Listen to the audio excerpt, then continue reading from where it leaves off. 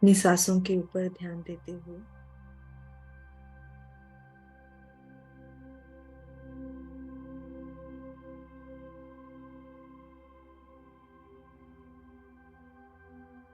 अपने तन और मन को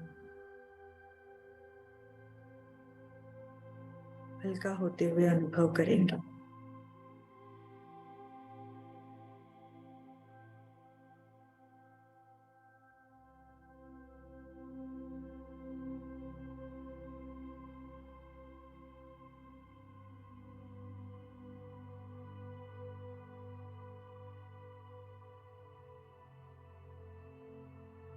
हर एक सांस के साथ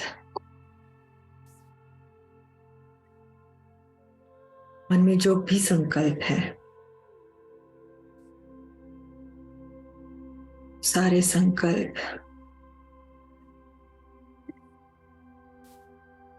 धीरे धीरे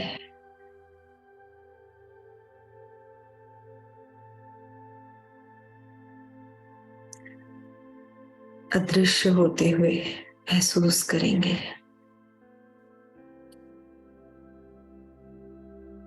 जैसे कि मेरा मन एकदम शांत स्थिर हो चुका है।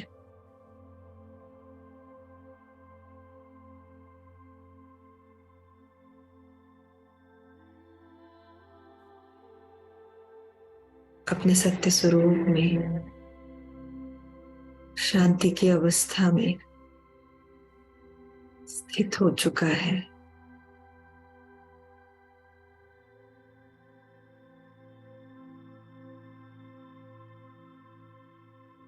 देखेंगे अपने सत्य स्वरूप को।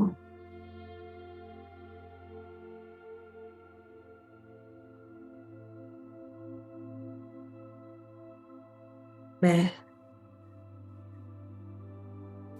एक चैतन्य शक्ति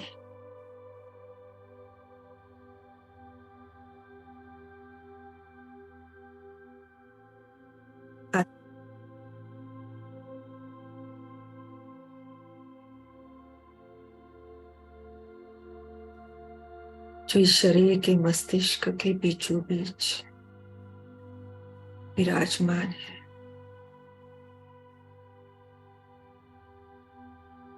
इस शरीर में है, शरीर से संपूर्णतः भिन्न है।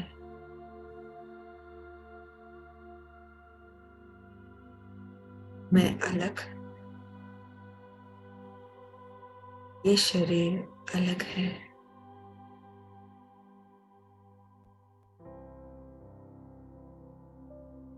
मैं अलग, ये शरीर अलग है। महसूस करेंगे इस भिन्नता को। देखेंगे अपने चैतन्य प्रकाश को।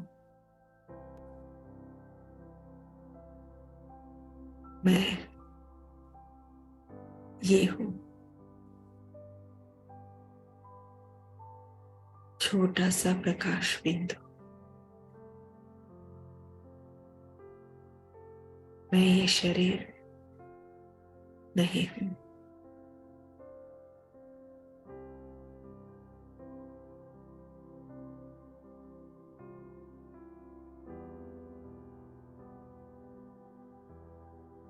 परमात्मा ज्ञान के आधार से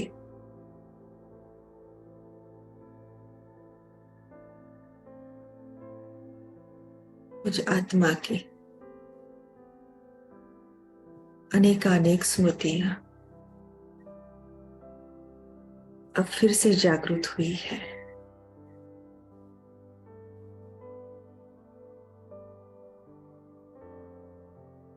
जिससे मैं अपने सत्य स्वरूप को अनुभव कर पा रही हूं।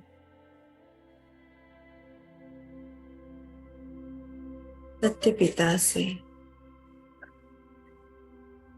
सर्व संबंध जोड़ पा रही हूं।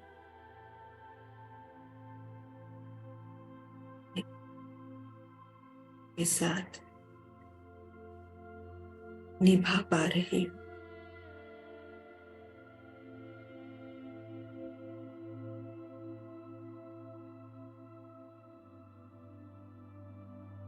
जी, सत्य धाम की भी स्मृति आ गई है।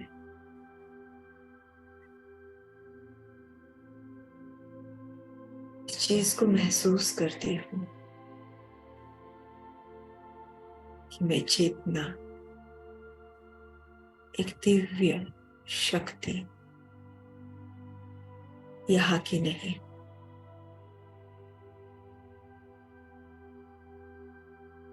दुनिया तो जड़ तत्वों से बनी हुई है। ये मुझ चेतना को जन्म कैसे दे सकती है?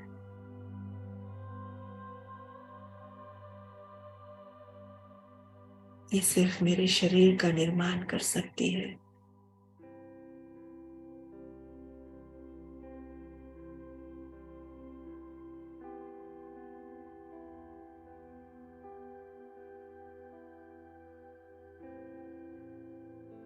इन 5 तत्वों से परे जो एक शांति का देश है, जहाँ सर्वत्र सिर्फ और सिर्फ संपूर्ण शांति है, वहाँ की रहवासी हूँ।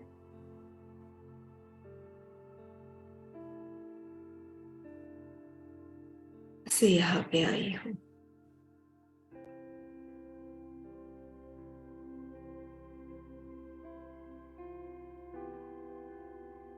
अलग अलग नाम, रूप, देश और पल लेते हुए आज ड्रामा में इस पल तक आ पहुंची हूँ।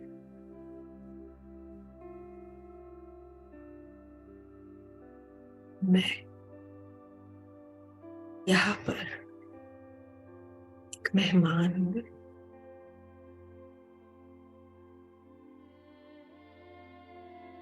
दिव्य, तेजस्वी, महान आत्मा हूँ, जो इस दुनिया में और इस शरीर में भी मेहमान है।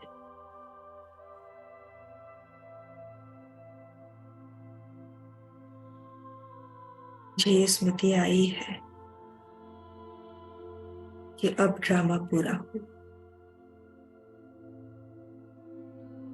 अब घर वापस जाना है। मुझे अपने घर हाथ भर तो करके जाना है।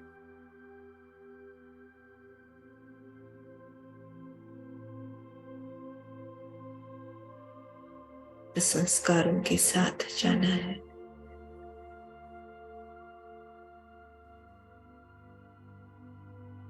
परमात्मा ज्ञान के आधार से मैं सत्य, असत्य,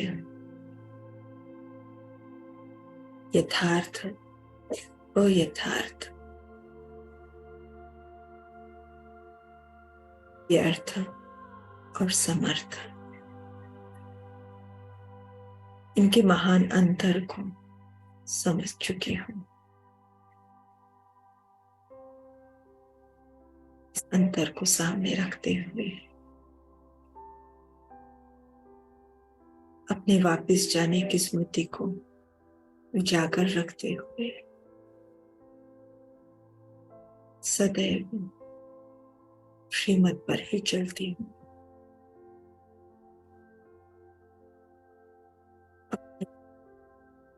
लौकिक जन्म की,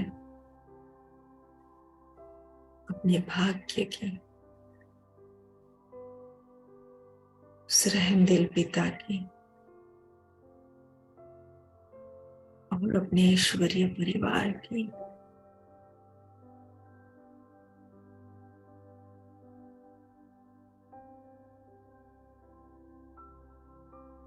सबके गुण गाते हुए,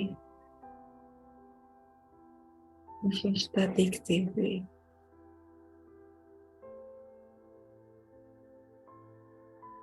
ईश आत्मा बनती जा रही हूँ।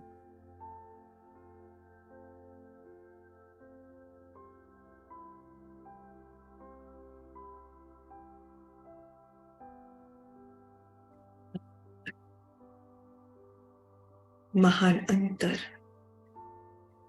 और महिमा, इन तीनों को में रख सफलता को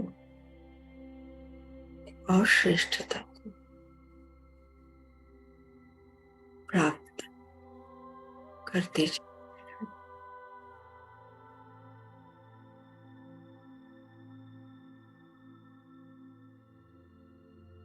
समाएंगे इस महसूसता को अपने अंदर के लिए।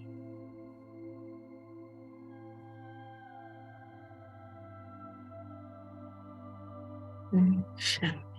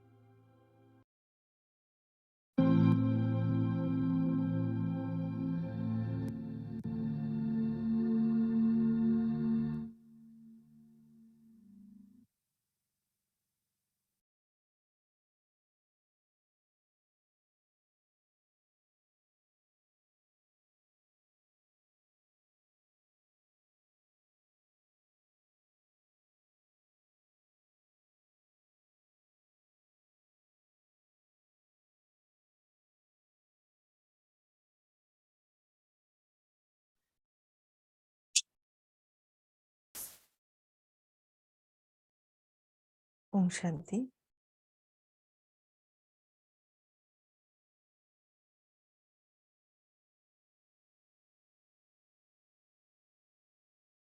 तो आज हम 25 अगस्त 1971 की अव्यक्त वाणी का अभ्यास करेंगे।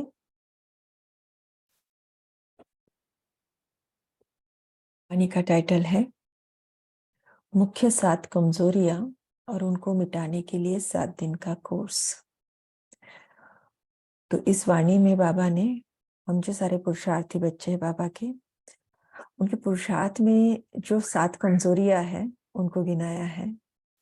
और बाबा ने एक सॉल्यूशन दिया कि जो 7 दिन का कोर्स हम और उनको कराते हैं, थोड़ा सा समय लेकर हम एकांत में बैठे और वो कोर्स जरा थोड़ा हम अपना कराएं। जितना जितना हम खुद को कोर्स कराएंगे, उसको रियलाइज करेंगे, ये 7 कमजोरियां दूर होती जाएंगी।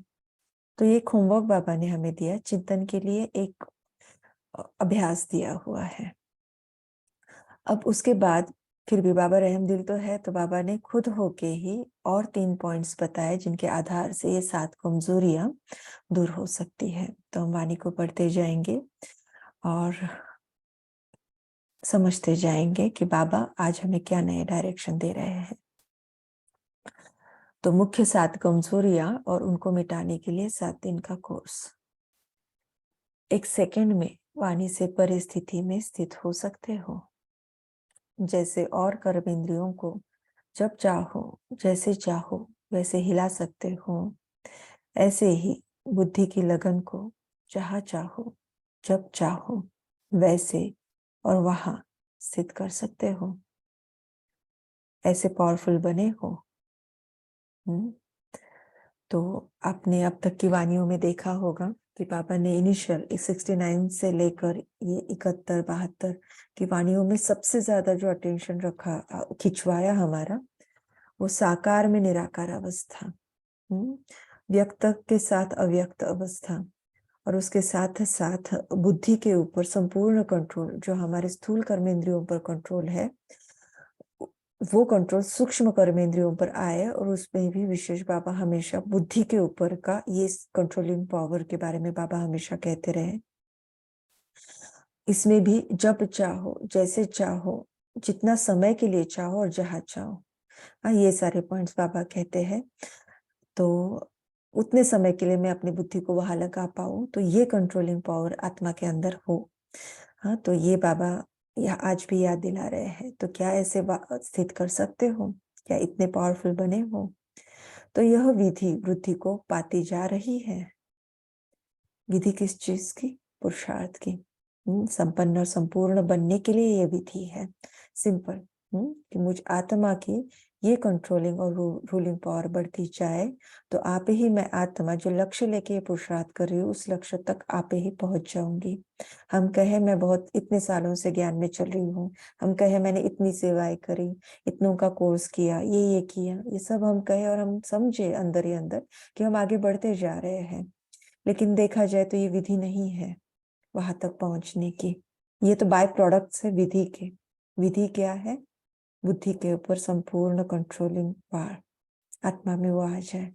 अगर ये विधि वृद्धि को पाती जाती है, तो बाबा ने आगे कहा है, अगर विधि यथार्थ है तो विधि से सिद्धि अर्थात सफलता और श्रेष्ठता अवश्य ही दिन प्रतिदिन वृद्धि को पाते हुए अनुभव करेंगे। हाँ, अगर ये शक्ति मुझे आत्मा के अंदर, मेरा अटेंशन इसके ऊपर है कि ये जो स्वराज्य अधिकारी स्थिति है, ये जो कंट्रोलिंग पावर है, ये मुझे आत्मा में बढ़ती चले। अगर ये विधि से ये बढ़ती जा रही है, ये पार बढ़ती जा रही है, तो उसका बाय डिफॉल्ट रिजल्ट जो दिखेगा वो सेवाओं में सफलता का दिखेगा, और मुझ आत्मा में श्रेष्ठता का दिखेगा। माना मेरे संस्कार परिवर्तन होते जाएंगे। और सेवाओं में सफलता माना कितने लोग आए, और वो बातें नहीं है, वो एक एस्पेक्ट है सफलता का। मूल बात है कि सेवा करने के बाद वो खुशी, वो शक्ति क्या मुझे आत्मा को अनुभव हुई? जिनकी सेवा हुई, क्या उन आत्माओं को बाबा की महसूसता आई? ये सफलता है। बाकी फिर वो 100 आए या 1 आया, लेकिन क्या उन्होंने अनुभव किया? और मेरी स्थिति क्या रही, ये बहुत डिफाइन करता है कि सच में वो सेवा सफल रही या नहीं रही। तो अगर ये विधि की वृद्धि है, तो सफलता और श्रेष्ठता जरूर दिखाई देगी। तो इस परिणाम से अपने पुरुषार्थ की यथार्थ स्थिति को परख सकते हो। तो हाँ, तो चेकिंग का पैरामीटर क्या दिया? सफलता और श्रेष्ठता। तो मैं आगे बढ़ती जा रही हूँ, बहुत बड़ी बड़ी सेवाएं हो रही हैं, लेकिन मेरे अंदर संस्कार परिवर्तन विशेष नहीं है। तो हम समझेंगे कि यथार्थ रीति से मैं आगे नहीं बढ़ रही हूँ, विधि से नहीं हो रहा है ये काम। हाँ, क्योंकि बाबा तो भावना का बाड़ा भक्ति में देता है, तो यहाँ पे भी देता है। तो कोई बाबा का बच्चा सेवाओं के लिए बहुत बाबा के सामने सच्चे दिल से कहता रहे, तो बाबा सेवाएं कराता है। लेकिन जरूरी नहीं मैं सेवा करती चलूं तो इसका मतलब है मुझ में वो श्रेष्ठता भी आती जाए। तो बहुत डीप है, महीन बातें हैं। तो विधि क्या है? रूलिंग और कंट्रोलिंग पावर, माना है स्वराज्याधिकार स्थिति, वो सही विधि है। उससे ये बाकी के तो ये बाय प्रोडक्ट से आते जाएंगे। तो अगर ये माना वो सफलता, वो श्रेष्ठता आ रही है, तो इससे हम अपने पुरुषार्थ की यथार्थ स्थिति को परख सकते हैं। तो यह सिद्धि विधि को परखने की मुख्य निशानी है। कोई भी बात को परखने के लिए